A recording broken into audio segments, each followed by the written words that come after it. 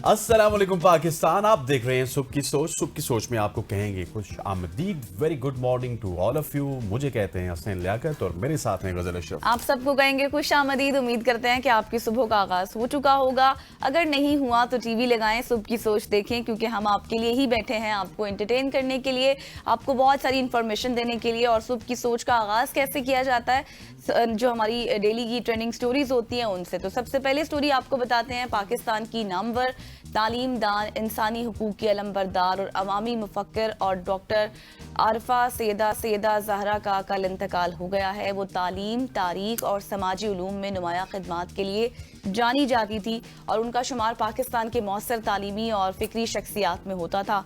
Doctor Zahra ने बतौर ख़ास मुशीर बराए तालीमो कौमी हम आहंगी वज़ीर आज़म के साथ खिदमात भी सर अंजाम दी हैं। इसके साथ साथ वो फॉर्मन क्रिश्चियन कॉलेज में professor, Lahore college for women university की साबिक प्रिंसिपल और कौमी कमीशन बराए ख़वातीन की चेयरपर्सन के तौर पर भी उन्होंने काम किया। उन्होंने उर्दू अदब और फ़िक्र की तारीख में महारत हासिल की और माशरती और निसाई मसाइल पर खुलकर उन्होंने इजहार राय अपना किया। उनकी इल्मी और अवामी खिदमात में तालीमी शोबे में इस्लाहात, समाजी इंसाफ और ख़वातीन के हुकूक की तहरीक शामिल थी। वो अपने शुजाना और बेबाक बयानात के लिए बहुत ज़्यादा फेमस थी और अक्सर सामीन को समाजी और तारीखी शऊर के लिए भी सोचने पर मजबूर कर देती थी। डॉक्टर ज़हरा की वफ़ात पाकिस्तान के तालीमी, इंसानी हुकूक और अवामी मुकालमे में एक अहम आवाज़ के नुकसान का सबब बनती है, यकीनी तौर पर। बिल्कुल ऐसे ही आपने डॉक्टर आरफा की बात की है। डॉक्टर आरफा को कौन नहीं जानता था, इनकी खिदमात के हवाले से जिस तरह वेल आपने नॉन गिनवाया, स्कॉलर थी वो। बिल्कुल पाकिस्तान में भी और पूरी दुनिया में इनको लोग जानते थे और इनकी खिदमात के हवाले से वाकिफ़ थे। यकीनी तौर पे इनका गुजरना, इनका इस दुनिया से पर्दा फरमाना हम सब के लिए और स्पेशली पाकिस्तान के लिए एक बहुत बड़ा नुकसान है। इस तरह के मुफक्किर का जाना, एक सोच जो अपने साथ वो रखती थी, यकीनी तौर पर वो तो रहेगी, लेकिन उनसे जो गाए बगाए हमें इंफॉर्मेशन डिफरेंट मिलती टॉपिक्स थी, पे इंफॉर्मेशन मिलती थी, वो अब नहीं मिल समाज पाएगी। को बेहतर करने के लिए उन्होंने बहुत काम किया है। बिल्कुल ऐसे है। खवातीन नौज़ाद आगे बढ़ते हुए आपको एक जबरदस्त खबर देते हैं। पाकिस्तान के साबिक विकेट कीपर और कप्तान मोइन खान के साहिबजादे बैटर आजम खान के लिए उनका वजन एक मसला बना हुआ था, लेकिन उनका बढ़ता हुआ वजन खेल और फिटनेस की राह में रुकावट बन चुका था। मगर मुसलसल मेहनत के बाद बल्लेबाज की ताज़ा तरीन तस्वीर ने क्रिकेट फैंस को हैरान कर दिया। उन्होंने सोशल मीडिया पर एक हैरान कुन अपडेट शेयर की है और अपनी शानदार तब्दीली की मद्दाहों के सामने उन्होंने पेश किया। उनका कहना था कि पिछले 2 महीनों में उन्होंने 15 किलोग्राम वजन कम कर लिया है और अब वो ज़्यादा दुबला और बेटर कंडीशन में आने की कोशिश में मसरूफ़ है। उन्होंने इंस्टाग्राम स्टोरी में लिखा कि 15,000 ग्राम बैग पार्डन वो कम कर चुके हैं। मजीद बेहतरी आने वाली है इंशाअल्लाह। मोइन खान के साहिबजादे आजम खान ने 2021 में पाकिस्तान की जानिब से T20 इंटरनेशनल डेब्यू किया था, मगर उन्होंने हैवी वेट के बायस महदूद उनको मौके मिले। खेल में कभी तेज़ गेंदों के खिलाफ मुश्किलात और कभी छोटे अरसे के लिए टीम में शामिल होने के बाद बाहर होना एक आम मौजू था। फिटनेस और विकेट कीपिंग की तेज़ी पर हमेशा बहस रही और आजम खान को डोमेस्टिक और फ्रेंचाइज लीग्स में एक पावर हिटिंग बल्लेबाज और मिडल ऑर्डर खिलाड़ी के तौर पर पहचाना जाता है। हालिया फिटनेस अपडेट उनके मुस्तकिल मिजाज खेल के लिए हौसला अफजा कदम है, ताकि वो अपनी टीम में शमूलियत के इम्कानात को भी रोशन कर सकें। और आजम की पूरी तवज्जो अब वजन कम करके मैच की शिद्दत के मुताबिक ट्रेनिंग करने पर है और उन्होंने आने वाले डोमेस्टिक और लीग्स मैचेस पर नजर जमा ली है, जहां से वो अगर फिट भी हो गए, इससे ज्यादा भी फिट हो गए, तो यही डोमेस्टिक और PSL के मैचेस हैं जो उनको वापस पाकिस्तान टीम में कम बैक करवा सकते हैं। बिल्कुल आप सही कह रहे हैं, लेकिन देखिए आजम खान को हम मुबारकबाद भी देते हैं, क्योंकि इतने अरसे से उनका एक मसला चल रहा था। मोटापा कितना आप देखें कि मसाइल का शिकार होता है ना, हर चीज़ से इंसान दूर हो जाता है। बीमारियों की बात करें तो वही आपको पता है, दिल का मसला, हार्ट अटैक, कोलेस्ट्रोल बढ़ जाता है, फिर उसके साथ साथ आपके डिप्रेशन और भी बहुत सारे मसाइल। समाज में आप उस तरह से इंगेज नहीं हो सकते, काम वगैरह नहीं कर सकते। लेकिन अब यह है कि वेट उन्होंने जैसे ही कम किया तो देखें कितने सारे उनके रास्ते भी हमवार हो गए। खैर आगे बढ़ते हैं और आपको बताते हैं कि अभी जो मौजूदा दौर जिसमें हम जी रहे हैं उसमें पानी की बॉटल्स का इस्तेमाल कितना ज़्यादा हो गया। आप यूँ कहें कि हमारी रोज़मर्रा ज़िंदगी का लाजमी हिस्सा बन चुका है। स्कूल्स में बच्चे जा रहे हैं या फिर आप ऑफिस में जा रहे हैं, जितने भी काम करने वाले अफराद हैं, तकरीबन हर शख्स के हाथ में पानी की बोतल ज़रूर होती है। लोग समझते हैं कि इन बोतलों में बिल्कुल और साफ़ पानी हमने भरा हुआ है, क्योंकि हम घर से अपना पानी लेकर आते हैं, वो साफ़ होता है। इसलिए ये महफूज भी है। लेकिन माहिरीन के मुताबिक जो हकीकत सामने आई है वो बिल्कुल बरक्स है। माहिरीन का कहना है कि बार बार इस्तेमाल की जाने वाली पानी की बॉटल्स जरासीमों का घर बन चुकी हैं। चाहे उनमें पानी भरा जाए या कोई और भी मशरूब, आप साथ कोई शरबत वगैरह लेकर आए, ये बोतलें सेहत के लिए खतरा बन सकती हैं अगर उन्हें बाकायदगी से साफ ना किया जाए। अमेरिका में होने वाली एक तहकीक में ये इंकशाफ हुआ है कि पानी की आम बॉटल्स में टॉयलेट की सीट से 40,000 गुना ज्यादा जरासीम पाए जा सकते हैं। तहकीक में 4 अक़साम के आम इस्तेमाल होने वाली बोतलों की जांच की गई थी और हैरत अंगेज तौर पर उनमें औसतन 2 करोड़ से ज्यादा बैक्टीरिया पाए गए, जबकि एक टॉयलेट में बैक्टीरिया की औसत तादाद अगर मैं आपको बताऊं तो वो 515 होती है। और जो तहकीक के मुताबिक बार बार इस्तेमाल होने वाली पानी की बॉटल्स हैं उनमें जरासीमों के लिए ऐसा माहौल क्रिएट हो जाता है, मतलब जैसे लेबॉर्ट्रीज वगैरह में जब हम जाते हैं तो वहाँ पर जरासीम को महफूज रखने के लिए एक पेट्री डिशेज होती हैं, उनको इस्तेमाल किया जाता है। रिपोर्ट में ये भी बताया गया कि अगर आपको फ्लू है, बुखार है या फिर फूड पॉइजनिंग जैसी अलामत महसूस हो रही हैं और अगर आपको वजह समझ नहीं आ रही मेडिसिन वगैरह लेने के बावजूद, तो मुमकिन है कि आपकी पानी की जो बोतल है उस चीज की जिम्मेदार हो सकती है, आपकी बीमारी का सबब बन सकती है। और माहिरीन ने यह मशवरा दिया है कि अगर आप अपनी सेहत का ख्याल रखना चाहते हैं तो प्लास्टिक के बजाय स्टील या ग्लास से बनी हुई बोतलों का इस्तेमाल करें। बहुत बार पहले भी हम आपको कह चुके हैं कि प्लास्टिक की बोतल्स का इस्तेमाल अब खत्म कर दें। बिल्कुल ऐसे ही, ये माहिरीन से पहले आपको मेरी बोतल देख लेनी चाहिए थी, वो स्टील की है। लेकिन आप जिस तरह कह रही है, देखिए आजकल हमारे सिस्टम को देख लीजिए, हमारे डिस्पेंसर्स के ऊपर जो बोतल लगी होती है वो भी प्लास्टिक की होती है। अगर आप किसी भी बड़ी रिनाउंड कंपनी की बात कर लें तो वहाँ पे भी प्लास्टिक की बोतल्स होती हैं, उनसे आप जान नहीं छुड़ा सकते।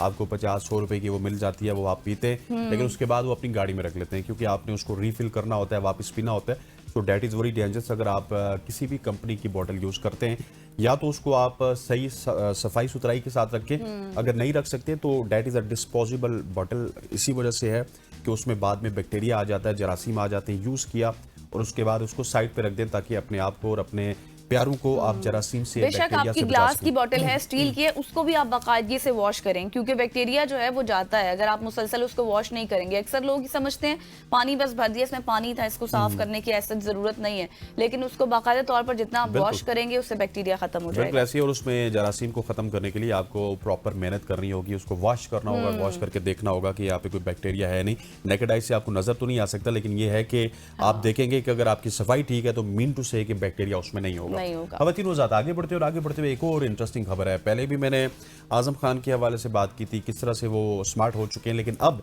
बरतानवी कंपनी ने मोटे मुलाजमीन को नौकरी से निकालने की धमकी दे दी है। नॉर्थ सी में तेल के कुओं पर काम करने वाले ऑफशोर मजदूरों को खबरदार किया गया है कि अगर उन्होंने वजन कम ना किया तो वो ऑफशोर प्लेटफॉर्म्स पर जाने के अहल नहीं होंगे। ये वो वर्कर्स होते हैं जो कि मुख्तलिफ सीज में काम करते हैं और ये ऑफशोर वर्कर्स के हवाले से मैं आपको बता रहा हूँ कि ये डिफरेंट रिग्स में, ऑयल रिग्स में काम करते हैं, समंदर के अंदर काम करते हैं और वहाँ पे इनके वजन बढ़ने के खर्चात भी होते हैं। अच्छा, इनकी नौकरी के हवाले से बताया तो वो खतरे में पड़ सकती हैं, ये उनकी कंपनी ने कहा। और बरतानवी कंपनी ने ऐलान किया है कि नवंबर 2026 से समंदर में मौजूद तेल के प्लेटफॉर्म्स पर जाने वाले हर मजदूर का ज्यादा से ज्यादा वजन 124.7 किलोग्राम कपड़ों समेत होना चाहिए। ये जरूरी है ताकि हंगामी सूरत हाल में हेलीकॉप्टर के जरिए उन्हें महफूज तौर पर रेस्क्यू किया जा सके। अब इसके आगे वजह बताता हूँ कि ये क्यों हुआ।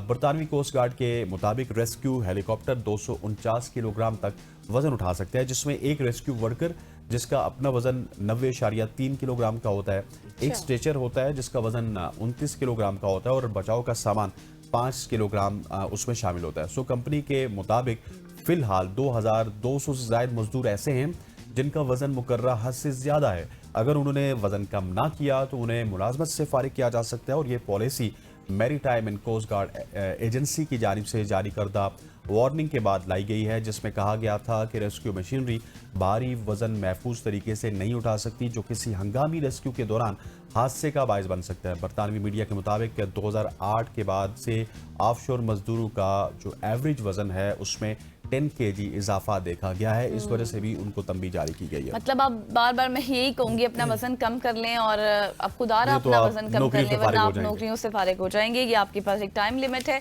उसमें आप जितना कर सकते हैं अपना वजन कम उतना कर लें, क्योंकि जाहिर है ये चीज़ें तो हैं ही हैं। आपको नौकरी से निकाल दिया जाएगा, उसके अलावा जो आपकी मजीद पर्सनैलिटी खराब होगी, फिर जो मसाइल होते हैं, आपको जो बीमारियां लगती हैं हार्मोनल इम्बैलेंस हो जाता है, फिर जैसे मैंने पहले बीमारियों का जिक्र किया, तो ये साथ साथ सब चीज़ें चलती हैं। सिर्फ एक मोटापा अगर आप कम कर लें, अपने खाने पे थोड़ा सा कंट्रोल कर लें तो। खैर आगे बढ़ते हैं जी। मारूफ अमरीकी रियलिटी स्टार और कारोबारी शख्सियत किम कार्दाशियन एक बार फिर वकील बनने की कोशिश में नाकाम हो गई हैं। गैर मुल्की मीडिया के मुताबिक किम कार्दाशियन की वकील बनने की तवील जिद्दोजहद एक बार फिर उनको धचका लगा। रियलिटी स्टार और कारोबारी शख्सियत ने खुद इंकशाफ किया कि वो जुलाई 2025 में कैलिफोर्निया में वकला का इम्तिहान पास ना कर सकी, लेकिन वो हिम्मत हारने वाली नहीं है। किम अब पहले से ज्यादा बहुत मेहनत करेंगी और वकील बनने के लिए वो बार इम्तिहान दोबारा देंगी और अपने ख्वाब को जरूर पूरा करेंगी। सोशल मीडिया पर एक इंटरेस्टिंग अंदाज में अपडेट शेयर करते हुए किम ने लिखा कि अब तक मैं वकील नहीं बनी, बस टीवी पर बहुत अच्छे कपड़ों वाली वकील का किरदार अदा करती रही हूँ। उन्होंने कहा कि इस कानूनी सफर के 6 साल हो गए हैं और तब तक पूरी तरह से मैं कोशिश कर रही हूँ। जब तक मैं बार का इम्तिहान पास नहीं कर लेती, कोई शॉर्टकट इस्तेमाल नहीं करूंगी। और 2021 में भी चौथी कोशिश जब उन्होंने की थी तब वो जाकर पास हुई थी, बेबी बार जो एग्जाम था उसमें, और उसके बाद से मुकम्मल बार इम्तिहान की वो तैयारी कर रही हैं। वाज़ेह रहे कि बार इम्तिहान अमेरिका के सबसे मुश्किल इम्तिहानात होते हैं, जिसकी पास होने की शरह सिर्फ 50% होती है। और कुछ ज़्यादा से आप ये कहें कि नाकामी के बावजूद किम ने इस तजुर्बे को मायूस कुन नहीं किया, बल्कि वो हौसला अफजा रही और वो कह रही हैं कि मजीद तैयारी करके मैं ये पेपर्स पास करूंगी। बिल्कुल ऐसी है। किम का शुमार एक बहुत बड़ी शख्सियत है ये, और अमेरिका में इनको बड़ा फॉलो किया जाता है, पूरी दुनिया में इनको फॉलो किया जाता है। इनकी जो फैमिली बैकग्राउंड है that is also very powerful.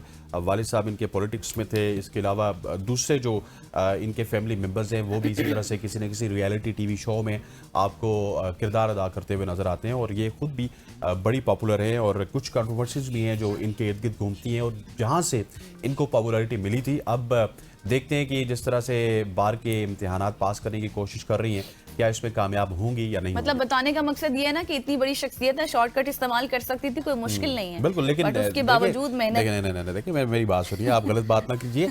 अगर वो पाकिस्तान में होती शॉर्टकट यूज हो सकता था। अमेरिका में इंसाफ का निजाम है, वहाँ पे शॉर्टकट इस्तेमाल नहीं होता है। लेकिन जिस तरह से वो शख्सियत है, उनकी फैमिली बैकग्राउंड, लेकिन अमेरिका में नहीं हो सकता कोई शॉर्टकट, जैसे उन्होंने खुद भी जिक्र किया ना कि मैं कोई शॉर्टकट यही हो सकता था कि इंडिया में, पाकिस्तान में आ जाती, बांग्लादेश में आ जाती, यहाँ से बार लॉ करके चली जाती, लेकिन वो मेहनत कर रही है। हाँ एग्जैक्टली, वो मेहनत कर रही है। खवातीन औज़ात, आगे बढ़ते हैं और एक अफसोसनाक खबर है जो कि आपके साथ शेयर करनी है।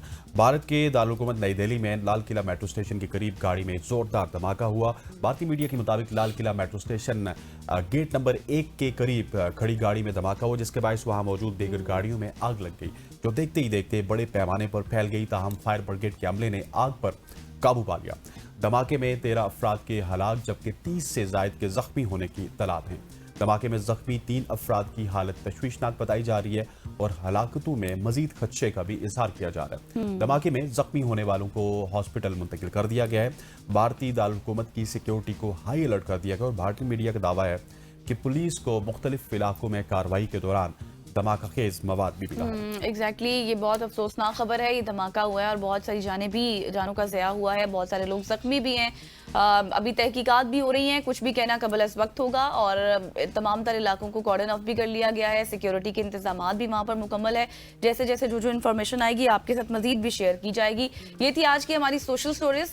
यकीनी तौर पर आपको बहुत सारी इन्फॉर्मेशन भी मिली होगी, बहुत कुछ आपको सीखने को भी मिला होगा, क्योंकि हमने आज मेहनत की बात भी की, हमने आज मोटापे के हवाले से भी बात की है। हाँ एग्जैक्टली, कि वजन आपने किस तरह से कम करना है। फिर हमने सफाई के हवाले से भी बात की है, किस तरह से आपने अपनी बॉटल्स को साफ सुथरा रखना है और किस तरह से आपने अपनी बॉटल्स में पानी पीना है। तो ये तो हमारी सोशल स्टोरीज। यहाँ पर लेंगे एक शॉर्ट सी ब्रेक, वापस आएंगे, स्टे विद अस।